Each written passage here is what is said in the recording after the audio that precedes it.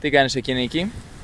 Ετοιμάζομαι να μπω στη θάλασσα, εδώ στην Μπάχα Γκράντζι, στο Πιαουί, στη Βραζιλία, για μια πρωινή βουτιά.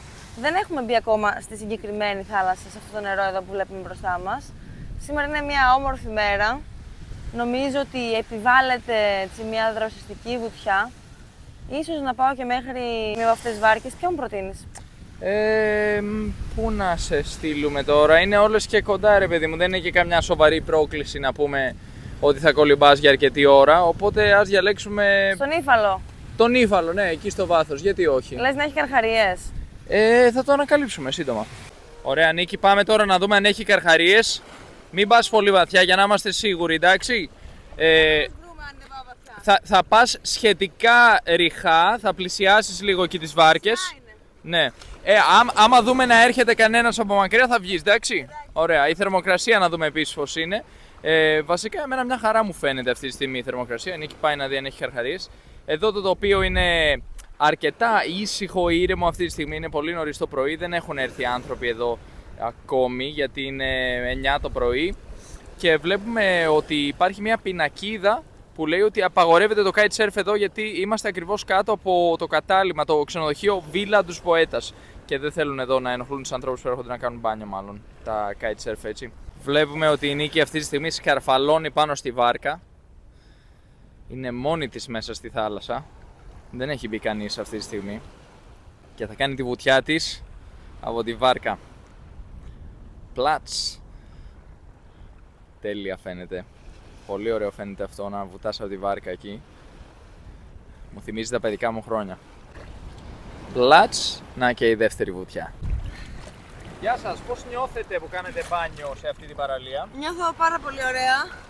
Θέλω να ευχαριστήσω το σύμπαν για την ευκαιρία που μου έδωσε και να πω ότι είμαι πολύ ευγνώμων που βρίσκομαι εδώ. Σε 40 λεπτά δουλεύω. Οπότε επιβάλλεται να γίνει μια βουτιά πριν πάω στη δουλειά για να είμαι πιο ευχάριστος και ξύπνιος και να μπορέσω να κάνω τη δουλειά μου με το χαμόγελο, να μου δώσει ενέργεια για την υπόλοιπη ημέρα αυτή η βουτιά. Έφυγα.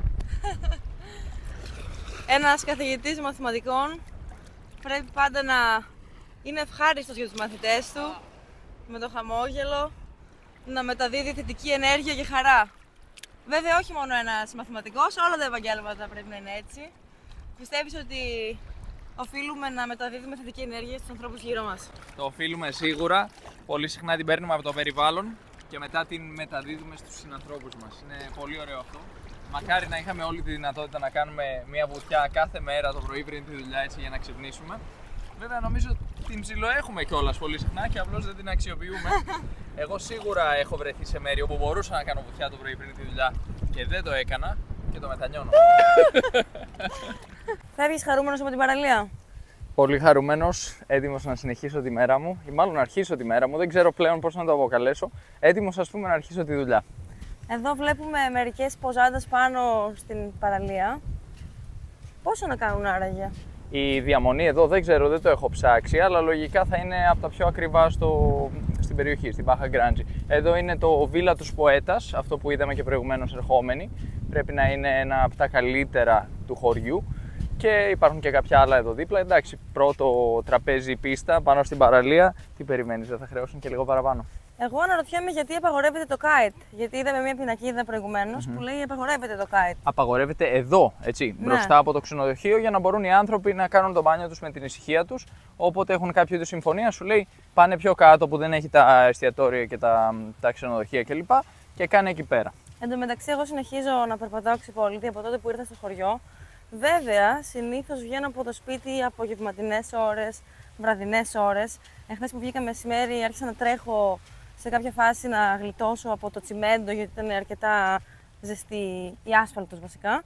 Και η διαφορά με το χώμα είναι δηλαδή αισθητή. Δηλαδή, όταν βρίσκομαι στην άμμο άλλη θερμοκρασία, στο χώμα καλύτερα. Αλλά όταν έχει πλακόστρωτο και τσιμέντο, εκεί είναι που αρχίζω να τρέχω και να πηγαίνω γρήγορα. Πάντως μου αρέσει αυτή η γείωση. Διάβασα κιόλας ότι έχει άλλα ωφέλη για την υγεία, ότι ενδυναμώνει τους μύες, ότι βοηθάει στη στάση του σώματος. Είναι πολύ καλό. Βέβαια βρήκα και το κατάλληλο μέρος, γιατί μέσα στην πόλη βέβαια είναι πιο δύσκολο. Αλλά εδώ, σούπερ. Εγώ αναρωτιέμαι από πού έρχονται αυτά τα νερά στους δρόμους και σχηματίζονται οι λάσπες. Γιατί από τότε που ήρθαμε δεν έχει βρέξει. Μια χαρά καιρό έχει. Άρα τι, δηλαδή από τότε που έβρεξε πριν έρθουμε, πριν από 4 μέρες περίπου, παραμένει το νερό έτσι χωρίς να σταγνώνει. Άμα είχες μόνο μία επιλογή, θα διάλεγες σταφύλι, καρπούζι ή μάγκο? Μάγκο. Για την υπόλοιπη τη ζωή σου. Αμέ. Δηλαδή ακυρώνεις το καρπούζι και το σταφύλι. Ναι. Συχνό φαινόμενο λυσέιρα. Ανοίγεις την πόρτα δηλαδή και πετάς τα σκουπίδια σου.